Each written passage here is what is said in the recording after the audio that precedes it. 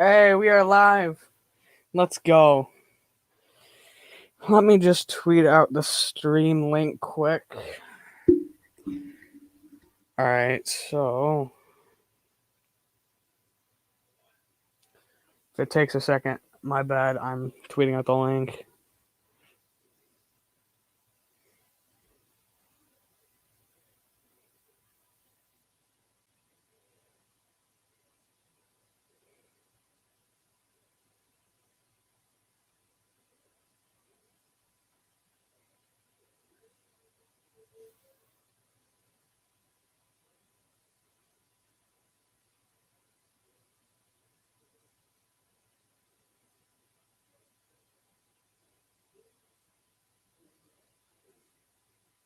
Alright, there we go. Let's go over to the first topic quick of Notre Dame. Yeah, didn't think I'd talk about Notre Dame first today, but I guess that's what I'm rolling with. 10 minutes in the stream, I'll drop the link so people can get in here too. But that'll be in probably about 8 minutes. But actually, I think I'll start off with Notre Dame or Philly news. But hey, Big Play Slay, how you doing? All right, where do I want to start off? There's actually an interesting point somebody brought up in just one of the Philly discords of one of many creators, and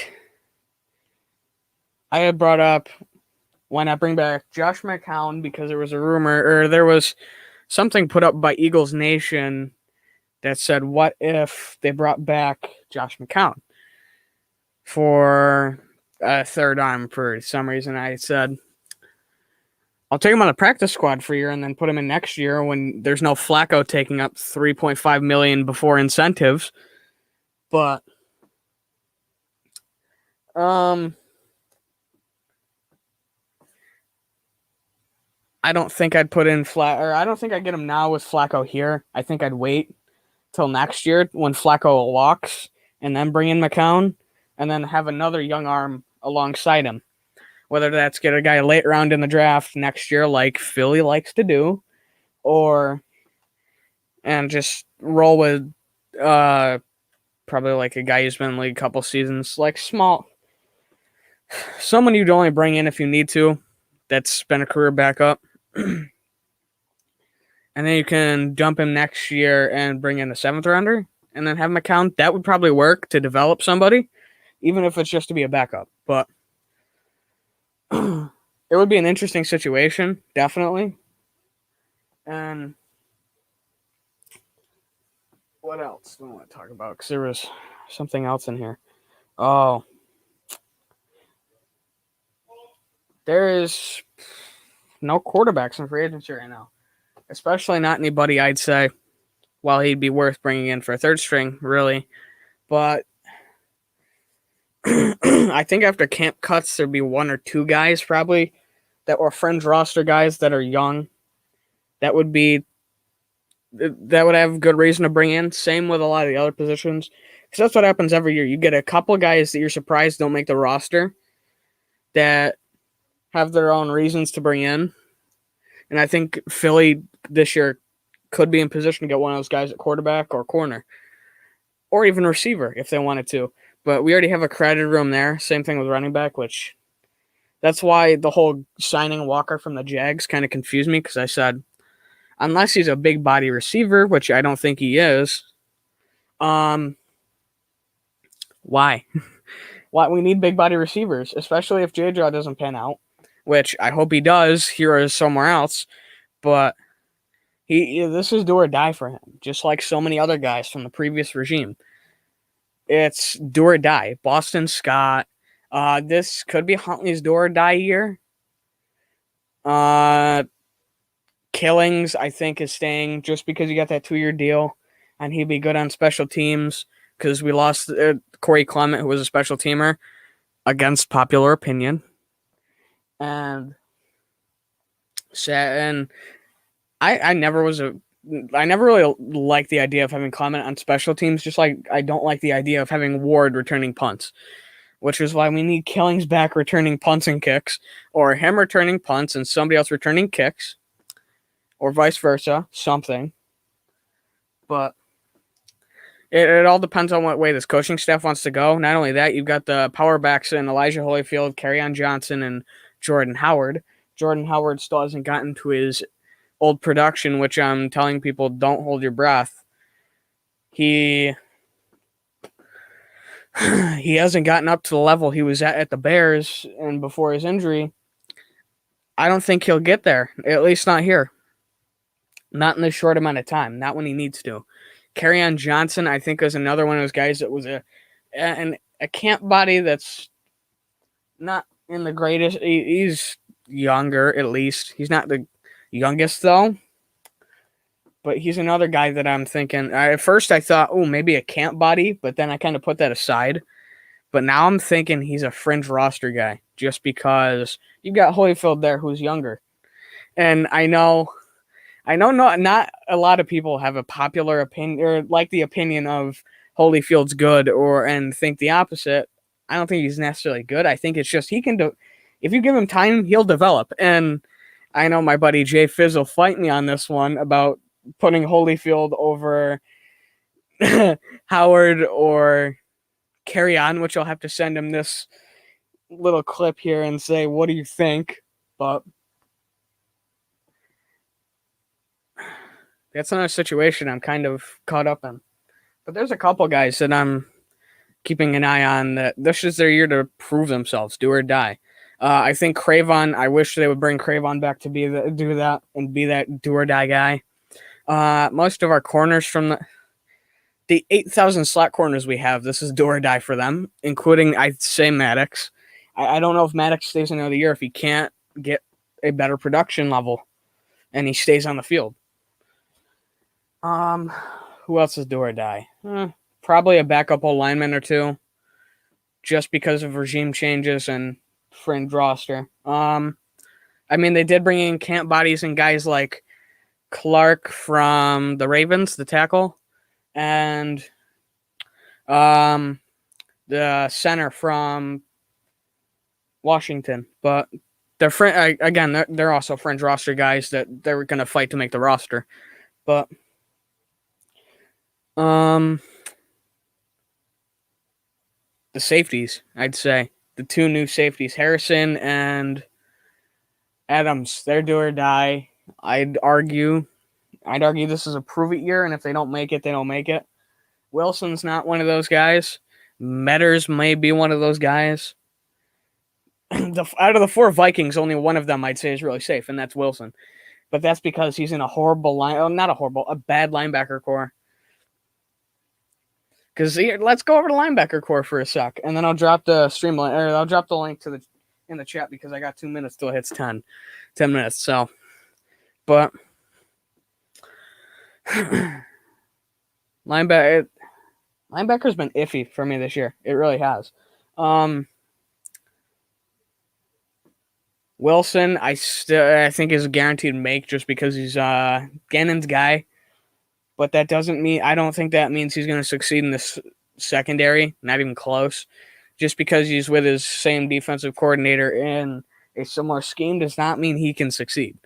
So I want to see the production, not hear about it.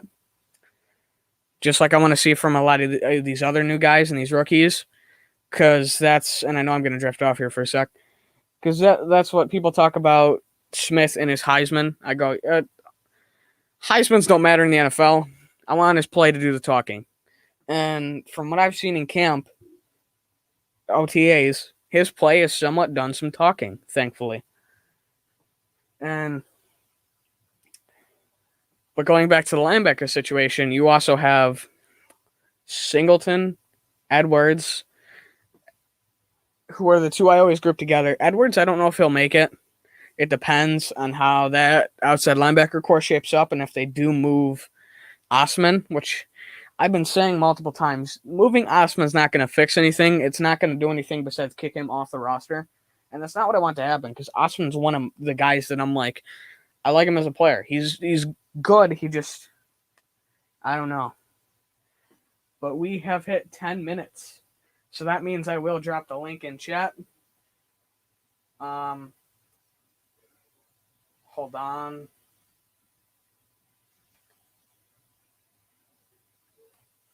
Let me do this.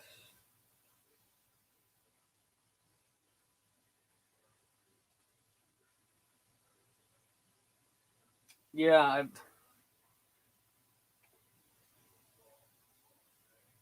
Hold on.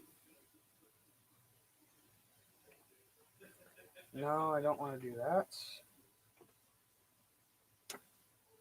Okay, here we go. I think I got it.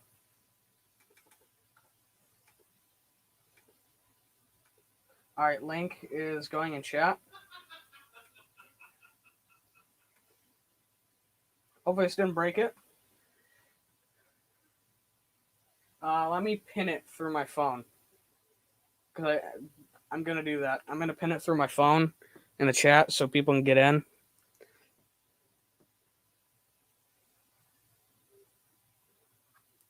Hold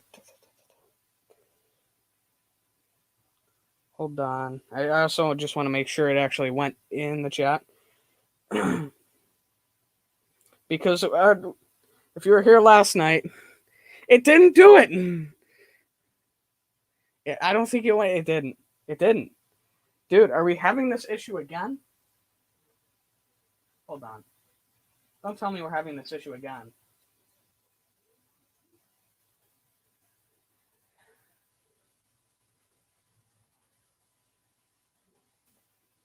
All right. We're having this issue again where it's not dropping from StreamYard when I comment. So I don't know what it is. I don't know if it's a problem on my end or not. But it should have dropped. Because it shows up for me in the stream, like from Streamlabs, but it's not in there for some odd reason. It was doing this yesterday too.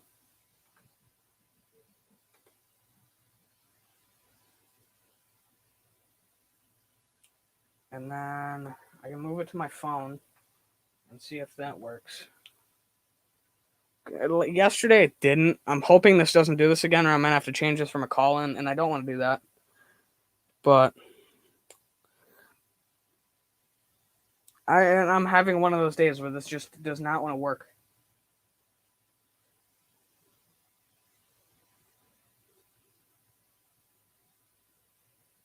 No, it's not. It's not going. Hold on. Nope, I looked at my computer and I thought it went in.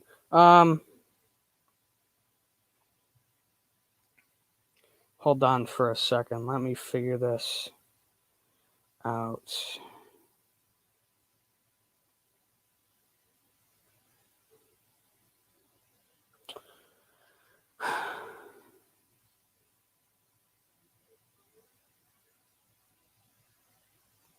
If this isn't going to work, it should.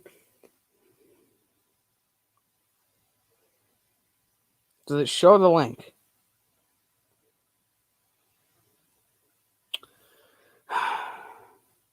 Hold on, let me see if it works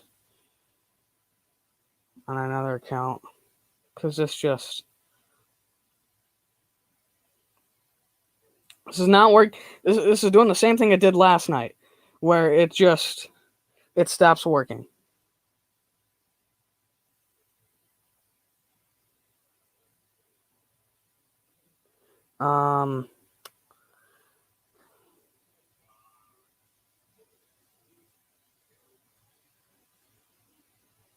Yeah, it's not letting me drop the link for some reason. It lets me comment, but it doesn't let me drop a link. I don't know what it's not letting me drop a link from anything. So I don't know what's going on in my StreamYard.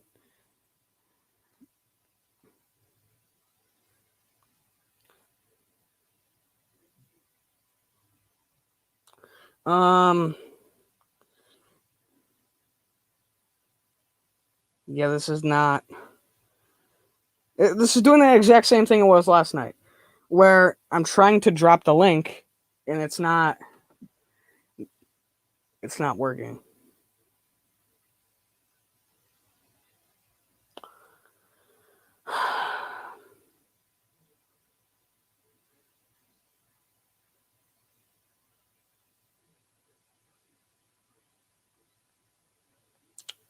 All right.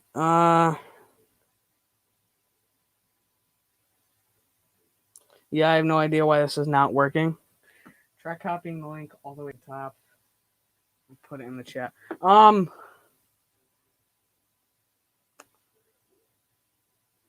think I tried that already. Yeah, I did. Hold on. Let me see if this works.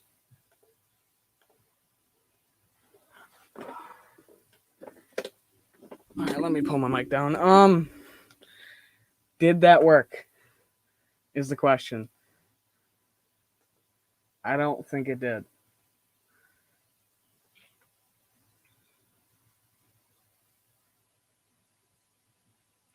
No, it did not.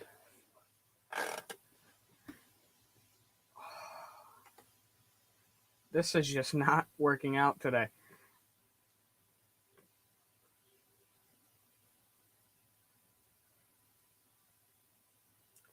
Hold on, let me check something quick.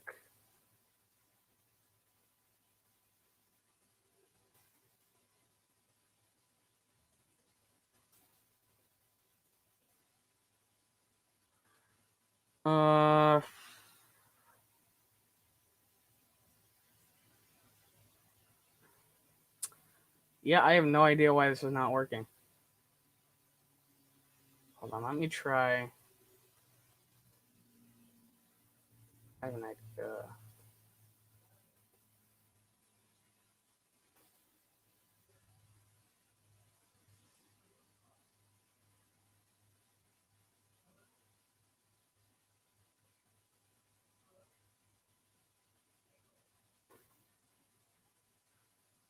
I'm guessing that didn't drop either.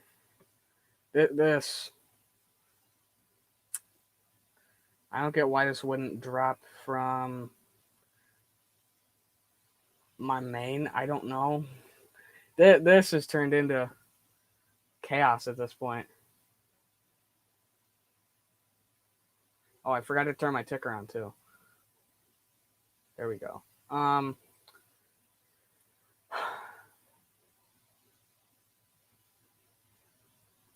Big Play Sled, do you want me to send, or if I send you the link, will you try it in chat too?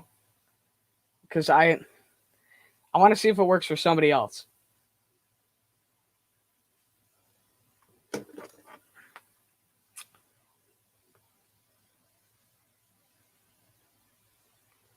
Because this is 2 days straight I've had this problem, so.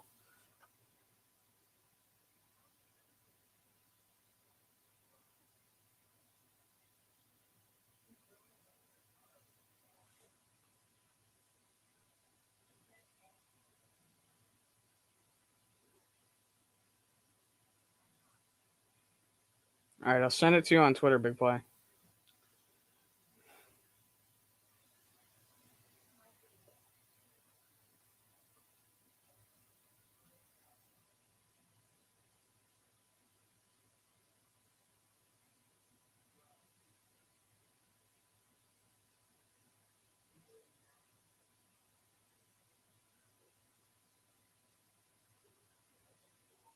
All right, there, I sent you the link on Twitter. I don't know why it wouldn't work. I don't know. I've tried everything I can from here.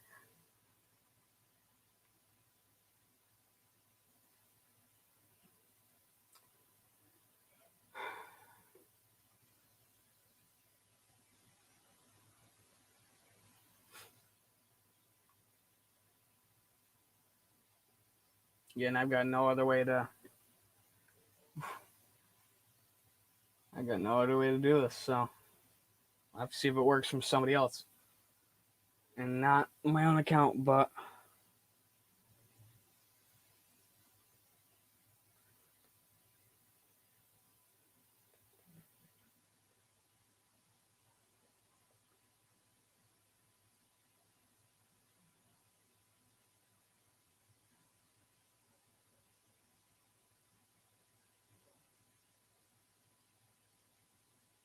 All right, I'll send it to you now.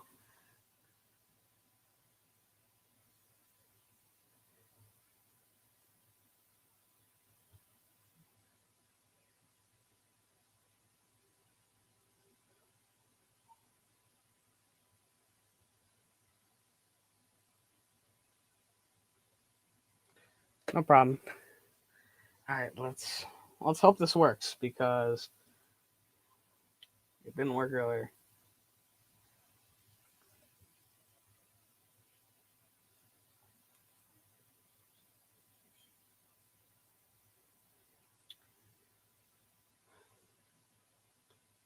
And again, if this doesn't work out, at least I got somebody on here. So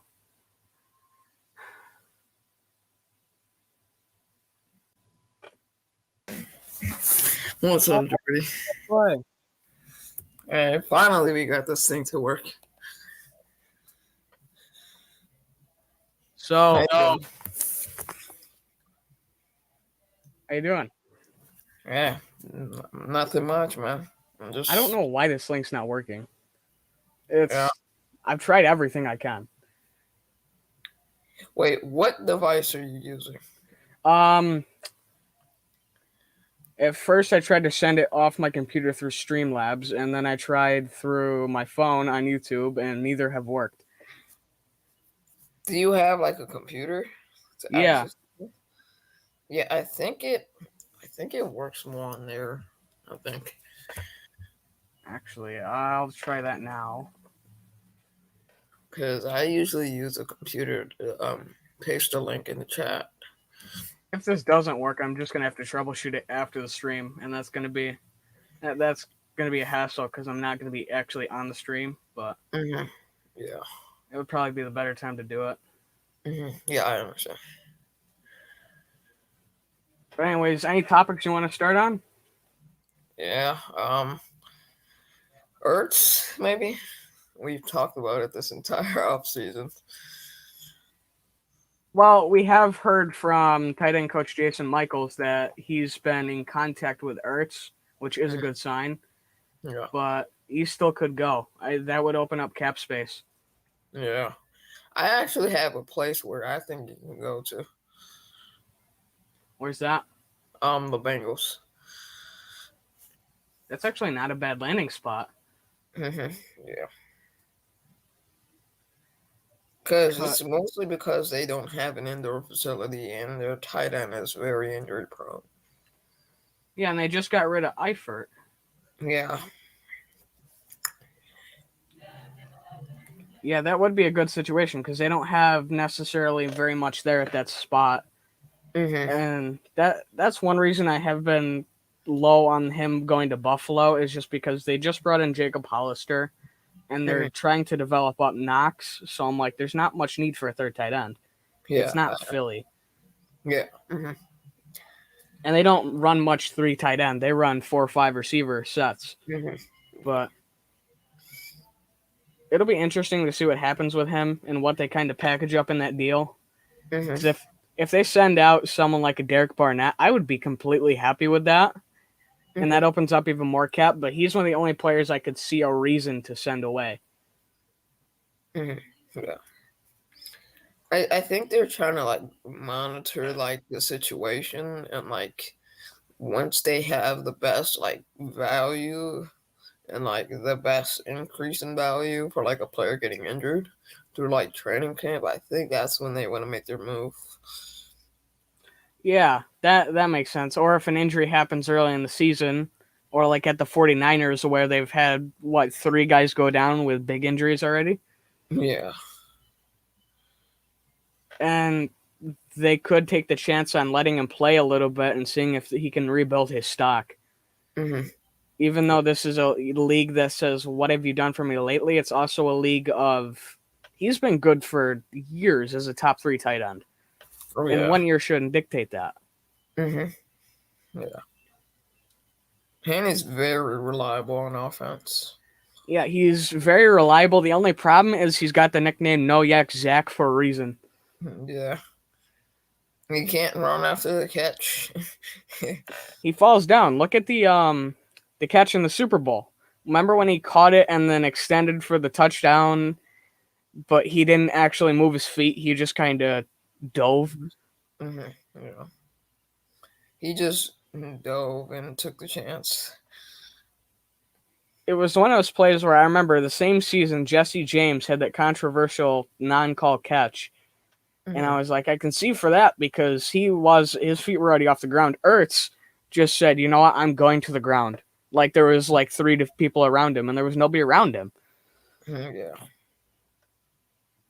But anyways, segueing into another point, we've heard good things about the competition between Dillard and Mailata. Who do you think would win that spot? I would think by a lot of, but I'm not gonna count discredit dealers for anything. I mean, they haven't really gave him a chance yet. They haven't given him an opportunity like to excel in what he does best. But like Mailata has what I would call more experience, being in the league a little longer. Um, Even though it's not really that much longer in separation for how long they've been in the league, but I still think Mailata has the upper edge, especially having that breakout season last year. Yeah, and with Dillard, it's the fact of, well, he hasn't seen the field, and well, you don't exactly know what you have for him, or you have in him when he's on the field. You know what you have from him in practice, Hmm. but that you're changing to a whole different scheme, a whole while you're getting new pieces in, new pieces out, different quarterback. That's why I think he has the advantage because he never truly worked with Wentz on the field. He never truly worked with any quarterback on the field. As to Yeah. where Mailata worked a lot, he was on the field most of the time when Wentz was here. Hmm. So both of them have to get used to Hurts a little bit in a way of cadences and just general feel for how he is in the pocket and everything. Which that's a thing the whole offensive line's going to have to adjust to is tendencies and everything like that. Yeah. And but I think it's an even playing field because Mailata is going to have to shift to a new regime, and he's only just really come off. He's really only just developed onto the scene recently, like taking a big step forward. Hmm. But he's like you said, he's got more experience. So it all depends on what they can do during the preseason, which it's only 3 games this season that were just finalized yesterday. But I think this is going to be a pivotal offseason for a lot of different roster spots because Nick Sirianni loves competition, and competition can drive this team. Yeah. So, who was like a surprise cut for you on offense and defense for the Eagles? That's actually a good question. On offense, I'd have to say probably. It's actually a tough question. Quez Watkins. I don't. I think he's a fringe roster guy if you keep him because he was a 6th round guy, and they may want to roll with one of their UDFA's if they really like a guy. But it'll all come down to just availability. If they carry 5 running backs, if they carry 6 corners, if they carry 5 corners and 4 running backs, I can see 6 to 7 receivers and Quez making it. But ultimately, I think he'd be a surprise cut on offense. Yeah. And defense, I'd probably say, TJ Edwards. I don't know if the new regime's going to exactly want or need him if they want to develop some other guys. It also could be Davion Taylor, one of the two. Now thinking about it, because Taylor's a raw prospect and TJ's got more time and experience, but I don't know if TJ's exactly taken big steps as Hmm. in his time here. So, what would your surprise cuts on offense and defense be? I would say Boston Scott on the offense, and I would say Hassan Ridgeway on the defense. Yeah, those would be 2 fringe cuts that could happen, like realistically, because the rookies would probably push out Hassan and Boston Scott's is just going to come down to can he produce outside of against the Giants? Exactly. Basically, the NFC East. Yeah, Because Now Boston Scott, he's been the giant killer, but that's all he's been. Yeah, now that Washington's defense is getting better, do you think he'll play good against them? Probably not. In Dallas, they've gotten a little better on defense. They still got good run linebackers. So how does that pan out? He probably does bad against them. So and the Giants have gotten much better on defense. So I don't expect them to really be the giant killer anymore. Yeah, and Scott's a guy that I'd say he's kind of a Josh Adams to the point where he's a mixed bag. And I hate to say this about Josh Adams because he's a Notre Dame guy, but I just don't know what he's got to pick a way to go. He can't be your pass catcher, blocker, and power back anymore because you've already got your pass blockers in Miles and Kenny Gainwell. You've got your power backs in Kerryon, Jordan Howard, although he hasn't reached back to what he used to be because of the stinger, and Elijah Holyfield, who's been a sleeper guy for me, who I've said from the beginning could just make it onto this roster based on the fact that he's young. And I don't think Scott's very much of a pass catching back in the first place. So it ultimately is going to have to come down to, can you perform? And I don't think he'll be able to. Yeah, I agree with that.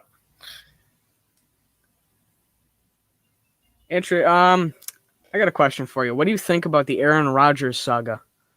Oh, that's a really good question, but I honestly wouldn't want to say it's Aaron's fault.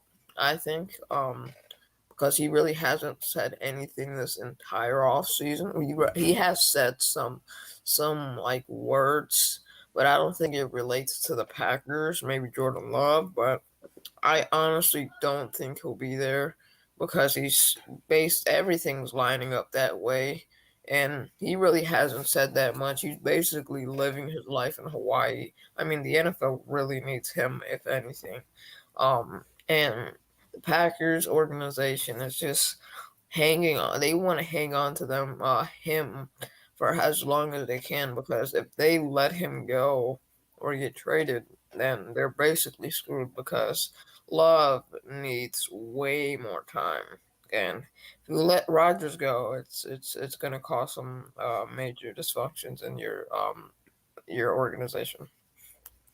Yeah, and with what I've heard about, he just wants a bit more of like a no in the offense, and he wants to know what's going on and kind of have a bit of a say. I think that's understandable for a quarterback that's been with the team and in the league for 16 years. I mean, look at Tom Brady went to Tampa. All of a sudden, he gets a big say, and they go to a Super Bowl, though, albeit he brought it. He's part of the reason that a lot of veterans went there. But there's multiple good quarterbacks in the league that you can argue have at least some say in their offense, and they get better, and they get an offense around them they're comfortable with. And that's people like to argue that they're bringing in pieces. And yes, I agree with that in a sense, but it doesn't mean it's the right piece.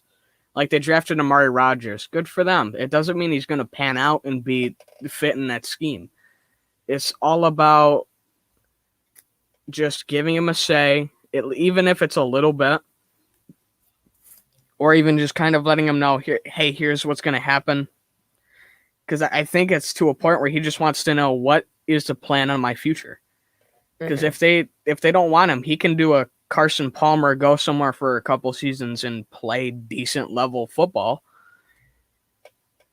Yeah, and what's his name? Jordan Love saying Aaron who in OTA minicamp. That has me just a little bit skeptical of this whole situation with Rodgers. Yeah, and him not going to voluntary OTAs, the one thing that's interesting with that is, will the team fine him? If they fine him, I think that's where this comes to a head. And Aaron kind of says, you know what, I'm probably off after when I can be gone. And I think they just get even closer to a mutual part of ways. But if they don't fine him, I think they make that situation a little bit better for themselves. Although I think the full way to make that better is just go to Aaron and say, here's our plan. Do you like it? Do you not like it? Where do you want some of us say, and we'll keep it in mind. That's the only way you can really fix it at this point. Yeah, I agree.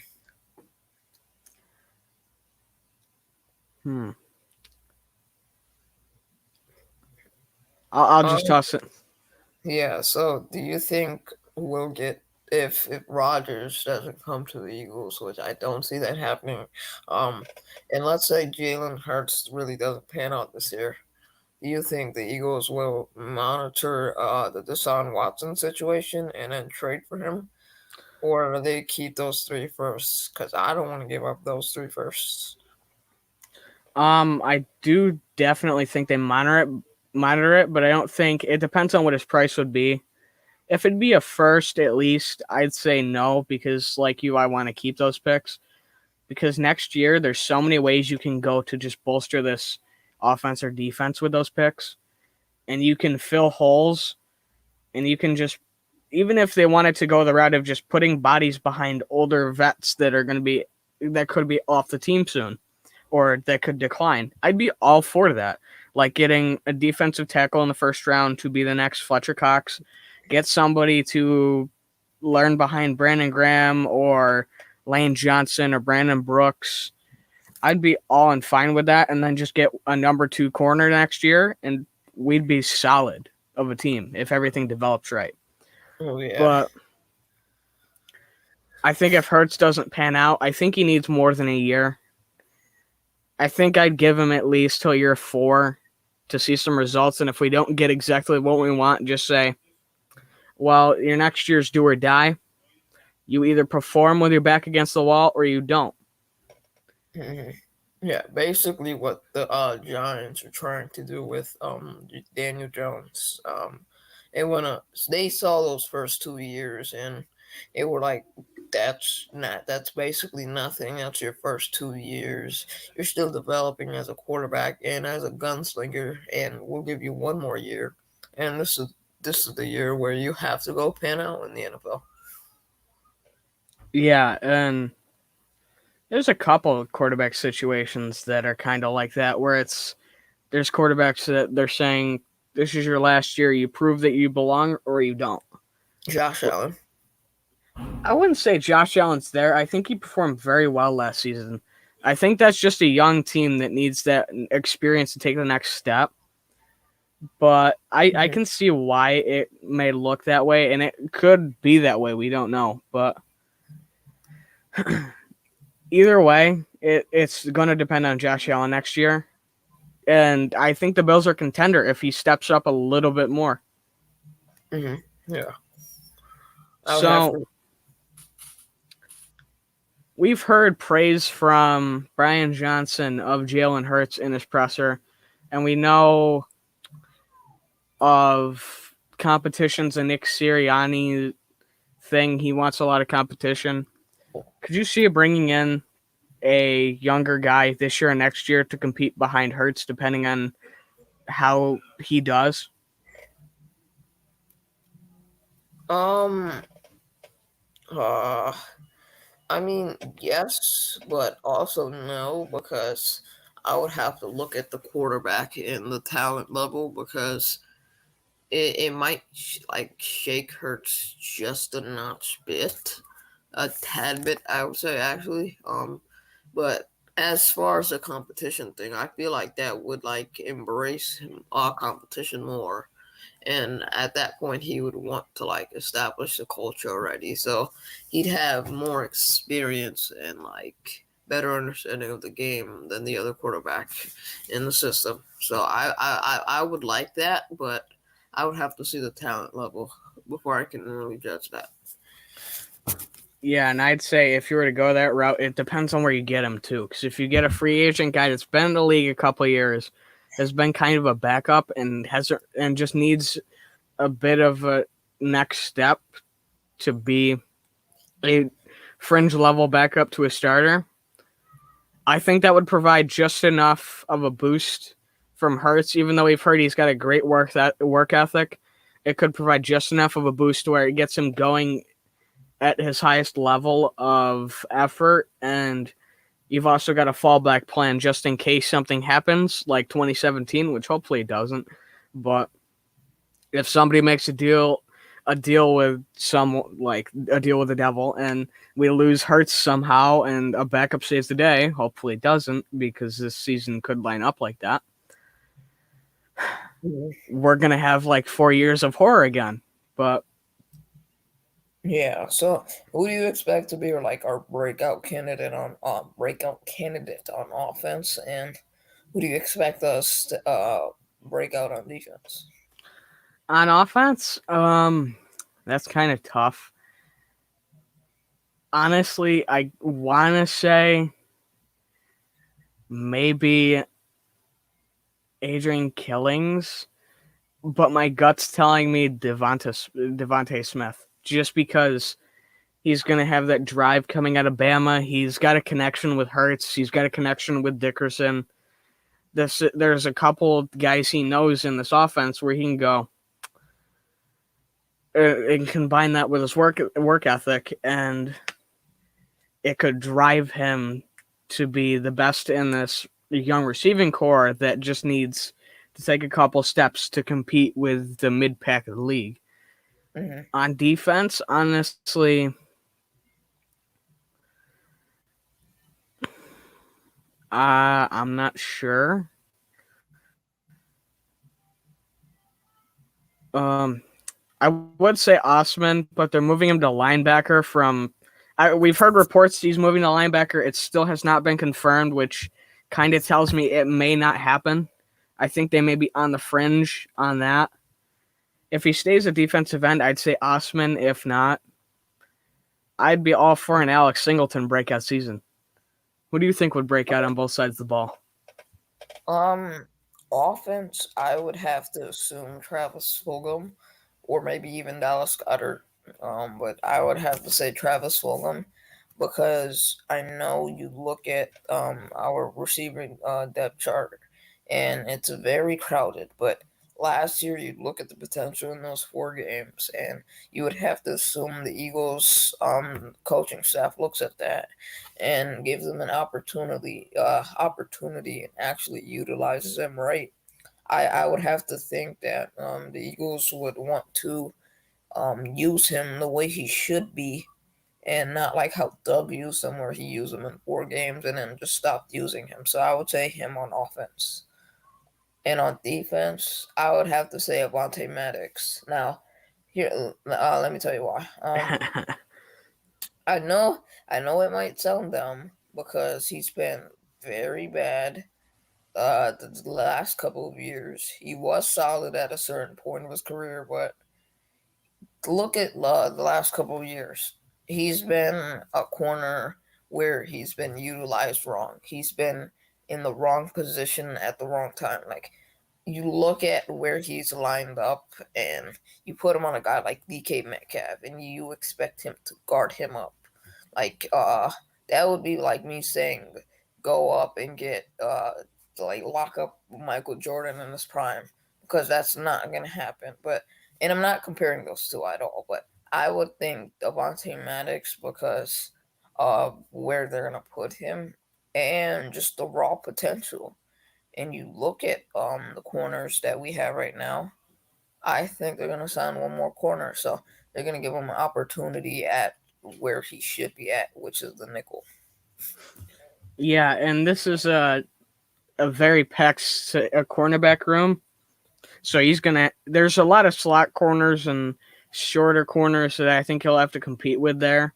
But ultimately, if they can turn that raw potential into something, I can see Maddox being something. But it all depends on, can he stay healthy, and I think he can. I think the health problems were the former regime with just scheduling and dieting and all that stuff.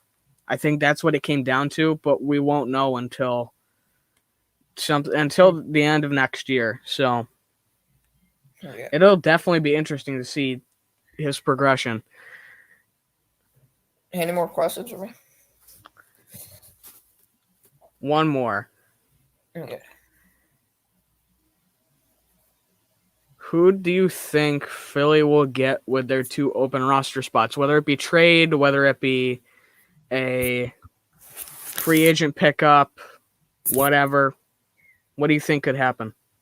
Okay, so I expect the Eagles to sign a QB3.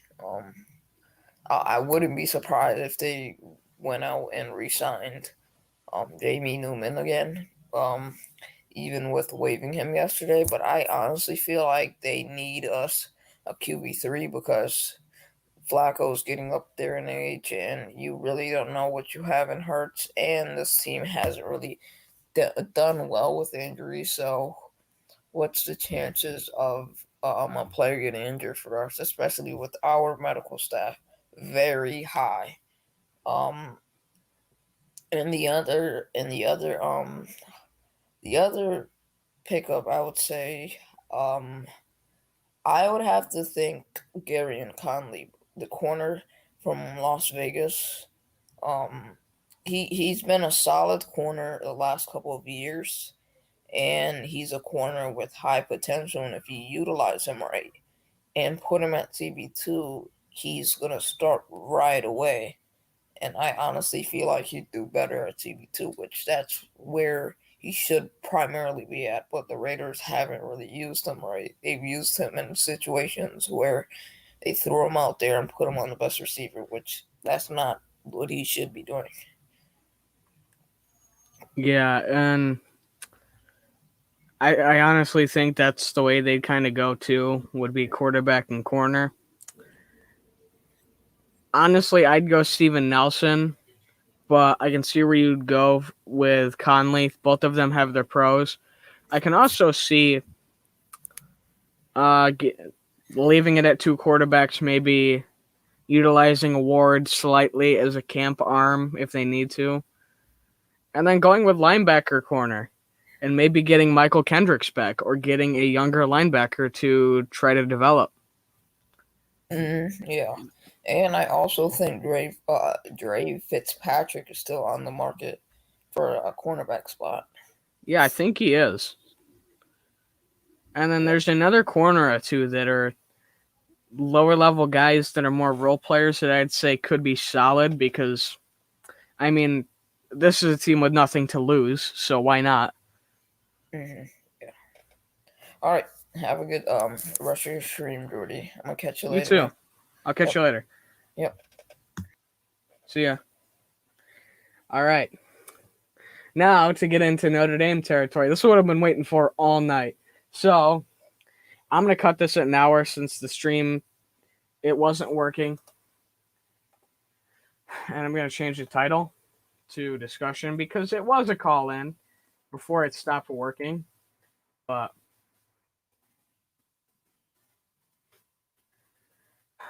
I'm hoping next time I try the stream, which is going to be next week, it actually works. I'll pick Wednesday. I'll cut it in the middle of the week. I will stream Wednesday. No problem, Big Play. Anytime you want to come on for a stream or a podcast or anything, just let me know. I always look forward to having people on, and you're very active around the community, and you're also a content creator, so I'm glad to have you on. But getting into some college football territory, the big news dropped today that the college football playoff will be considered to expand to 12-team format when it meets in Chicago next week. Whew. A 12-team format would be good and bad. I think they're going to do it because it's a financial thing more than anything, because you're going to bring in more money with more games. And it gets teams in there that you wouldn't necessarily see, because there's been some teams some years that go off in the regular season and then get stomped in the playoffs, and vice versa. So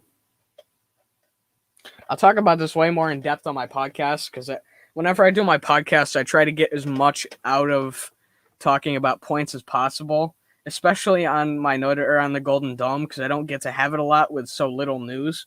But when the season starts, or like when we get a lot of news before the season, I will start having that a lot more. But I was talking with somebody earlier today, and they said if they want money, it would be good to expand that. Not only that, it's just you give teams like I wanted to see what Coastal Carolina could do last year. They came out of nowhere. BYU. I wanted to see what those two teams could do. I don't think BYU would have made it last year, but I don't think they would have. I think they dropped too far. But I would have loved to look forward to what can these teams do. And the first round, or the first, what would it be? 4 teams would get a bye?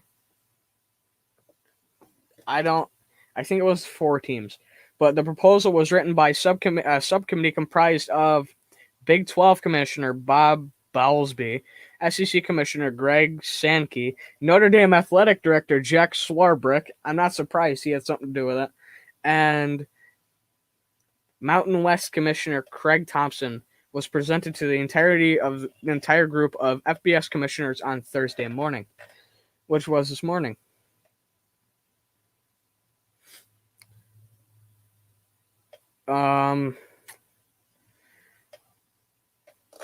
So we probably underestimated, we being the A5 commissioners, how difficult it would be. It was to be on the outside looking in on a 4-team playoff. Bowlesby said, I think there was a factor. There was certainly lots of consternation around those of us who were left out at one time or another. So I think that was an element of it. The 10 FBS commissioners and Swarbrick must agree on a format. Notice how they say the 10 commissioners and Swarbrick, because Notre Dame's independent. So it's like, yeah, the FBS commissioners and Notre Dame's commissioner. Or AD. I keep saying commissioner for some reason. I've got to get it through my head that he's an AD. I mean, today's been the only day I've messed it up. So I've got that going for me. But they must agree on a format when they meet next week on Thursday and Friday to discuss the topic in person for the first time since before coronavirus struck. Well, the 4 members of the working group spent the past 2 years researching the possibilities to ultimately conclude that 12 teams provide the best opportunity. It is still possible that 7 other members of their group might support another format or take issue with the recommendation. Now,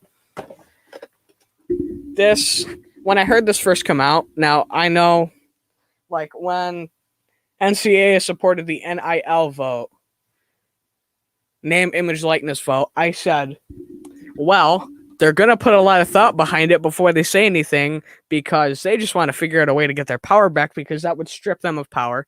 And right now we're waiting on the vote on the, Alston v. NCAA case. And then you're going to get the NIL vote. And not only that, the laws go into effect in certain states that have been voted that athletes can get scholarship money, I think. Something like that. It was in some bills in some states that passed, I think, including California. There's some states that it's passed that it starts July 7th, 1st or 7th. I think it was 7th. And then in other states, it is going to kick in anywhere from now to, I think, 2023. So, and there was word, I think, at one point that they wanted to get the vote done before the late laws kick in, but that would involve getting the Alscott NCAA case done by then, and I don't think that's going to happen. I think the NCAA is going to fight tooth and nail before that case is over until they can get the closest verdict. But I think this is another thing where because it says they've had 2 years of research, I think they put a lot of thought into this before doing anything because, I mean, it's the NCAA. But that's just all it needs to. If you're an NCAA, if you're a college football fan, you know what I'm talking about. If you're not, it's just the NCAA is just that way. It's just that way where they're gonna do anything and everything they can to maintain their power over anything and everything that happens in football. But what else does it say?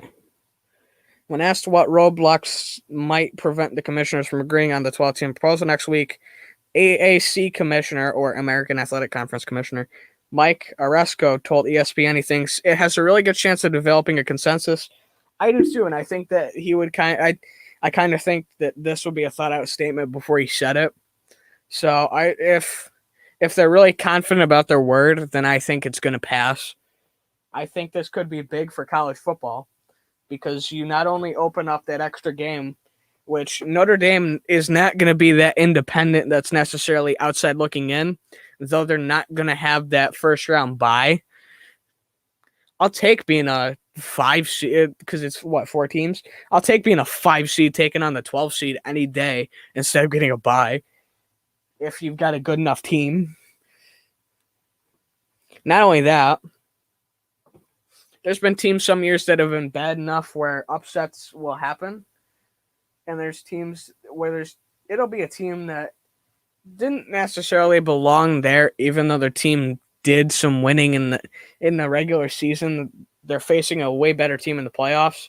Or maybe there's a team that's done really well and then just falls apart when they hit the playoffs, which we've seen some special occasions like that happen since the 4-team playoff kicked in. So it'll be interesting to see all the madness that this causes if it passes, with teams just getting dropped, like drop kicked, depending on the gap between teams year after year. Especially whoever gets to play Bama, because whoever does that's going to get drop kicked while Alabama marches into the finals of that. I can't wait till somebody gets. I can't watch that. It's going to be poor like. It'll be poor like Coastal Carolina that does good next year, and then they see Bama come in and just go, yeah, we're going to get drop kicked to next year. But Aresco said, I think it's hard to attack it. I think it's a well thought out plan. I really like the equalization concept that all the FBS have a shot. I don't think that, in a sense, it has any flaws or weaknesses that would come to mind. Now, he would say that. I think there's more to the statement than he lets out. I think there's a bit more to that. I also think there could be a weakness or flaw here and there that's just not visible yet. That could also be a factor that we don't know exactly what flaws it's going to have, especially when it kicks in, until teams play. So it'll be interesting. Under the proposal for a 12-team format, the 4 highest-ranked conference champions would be seeded 1-4 and receive a first-round bye. Teams 5-12 will play each other in the first round on the home field of the higher-ranked team. The quarterfinals and semifinals would be played in bowl games, and the national championship game would remain at a neutral site. I don't like it being played as bowl games. I don't, because it's like, oh, what are you going to slot in the bowl games? What are you going to do? Rose Bowl, Rose Bowl, Cotton Bowl. I think those are your 2. If I'm not mistaken, I probably am. But those are usually your 1, 2, 3, 4, or 1, 4, 2, 3. At least there's some bowls for that. I think I'd love to stick with that bowl format, but I don't think they should run bowls for the 5-12 round at least. I'd be fine with doing it anywhere else but that round. Because that takes up 4 more bowls. What are you going to make 4 more new bowls? Or move 4 bowls? I don't think it's like opening up 4 more bowls, potentially. No. The math sounds better in my head. They're taking up 4 more bowls that they would normally take up, but it's moving to a different spot. This will be interesting. I can't wait. Is there anything else that's been mentioned in this article? Practical effect of this will be 4 or 5 weeks. According to Bowlesby, the practical effect of this will be that with 4 or 5 weeks to go in the season, there will be 25 to 30 teams that have a legitimate claim and practical opportunity to participate. Bowlesby said that should make for an extraordinarily good October and November. that would put a lot more on the line, I'd say. And I can't wait for EA College Football 2022. And if this format gets approved and it's in the game next year, no pun intended, that would be interesting. I'd like to. Now I'm gonna venture off into game territory quick. It would be interesting if they put that in the game and then made a fun or a setting where you could go. You could either make it a 14 playoff or a 12-team playoff, but I don't think that'll happen. It also depends on when it's going to kick in. I haven't heard yet when it would kick in. I'm assuming this season. So if it does, that'll be interesting. The first round games would take place on campus sometime during the 2-week period following conference championship games. The quarterfinals would be played on January 1st or 2nd when New Year's Day falls on a Sunday and on an adjacent day. This model allows for the possibility of teams competing in 17 games, but Notre Dame AD Jack Swarbrick said it's highly unlikely. He pointed out that in order for this to happen, a team seeded 5 through 12 would have to play in the conference championship game, qualify for the first round, and then run the table. There you go. That I kind of expected that from Swarbrick. That kind of sounds like something he would say. The route to get to 17 in this model isn't impossible, Swarbrick said, but there has been a lot of things built in to make that highly unlikely. And Notre Dame wouldn't be one of those teams that does that, and that's the team he is AD of. We don't play in a conference. We play in the independents, and we get the NBC money. So I'm just making a joke there for anyone out there. I'm taking a shot that everyone says we take the NBC money and we just sit in independent. So I bring on the USC and Stanford and everybody all the rival fans. Come on, let's see your best point of why we shouldn't be an independent or should be in the ACC or something. I can't wait for this. There's probably no anti Notre Dame fans here, but that'd be interesting. I could just. I know somebody who's a Michigan fan I could get right now and consider that argument, but I don't want to. The 4 members of the working group were made available to reporters on a teleconference this afternoon, actually, and they agreed that many of the same questions posted by reporters would be raised next week by their peers in Chicago. That doesn't surprise me if the NCAA is going to be well thought out. So, and they're going to be well thought out with how they approach this. One of the issues they were pressed on was the lack of home field advantage beyond the opening round, when the top 4 conference champions would receive byes. As long as the playoff is operating under the current contract, it has to honor its agreements with New Year's 6 bowls, unless everything involved in those contracts agrees to change with them.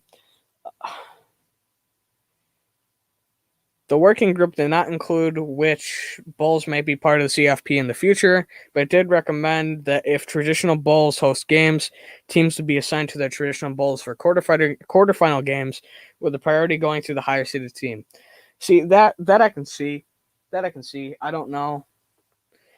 I get why they do that. I don't think they're going to tie it into conference or tie it into bowl game contracts just yet. I think they're going to think it through before they put it forward, and they're going to think through what they're going to do with bowl games. That's why if you hear an official statement, this is going through, I don't think you're going to hear exactly the full terms for a while. Because I think they're really going to want to think about what they're doing with these bowl games. I would like to add a quote. I keep messing the sentence up. I would add, I think this model is in conjunction with bowls, gives college football an opportunity to reassert ownership of New Year's Eve and New Year's Day in a really powerful way, Jack Swarbrick said. This is such an important part of the tradition of college football, and it allows us to reassert that. And Bowlesby, and according to Bowlesby, he said, quote, "We chose intentionally to honor that." That'll be interesting if they want to take back New Year's Eve and New Year's Day.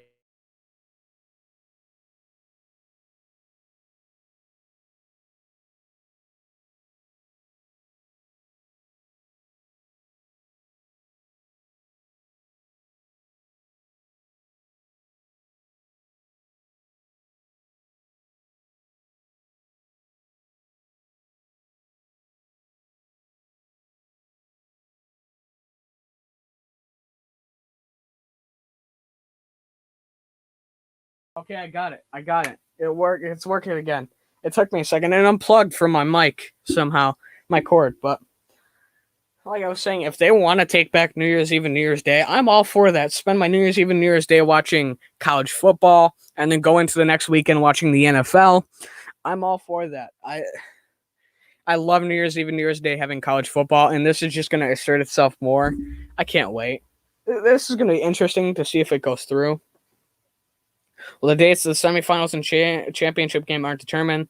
There are reports stated that the semifinals likely would not be played as a doubleheader. The CFP bracket would follow the selection committee's rankings, with no changes to avoid rematches of teams that may have played during the regular season or from the same conference. One of the other quirks of the proposed model is that Notre Dame and other independents cannot receive a bye because they don't have an opportunity to win a conference championship. When asked about it on Thursday, Sorbic Rally said, "I look forward to never hearing about how we played one last game or don't have a conference championship." That's one thing. I'm happy we don't have to hear about it ever again. I am so happy. You don't know how much this makes me happy. We don't have to hear about that 13th game, that conference championship we don't play in. And I get they mention other independents, but you're not, unless Army makes a big run, which I think is possible because they did way better than I thought they would last year. Because what are your independents right now? Let me look this up. I know 90% of them, but I know I'll miss somebody. So I want to check.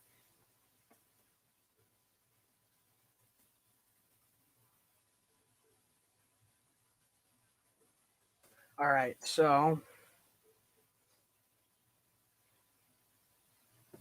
wow, West Point's got a way smaller enrollment than I thought they did. They've got under 5K. So your reasons, not reasons, your independents you got Army, BYU, Liberty, New Mexico State, Notre Dame, UConn, UMass.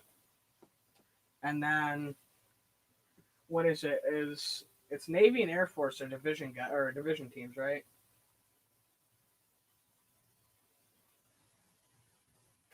I always want to say they're independents, but they're not.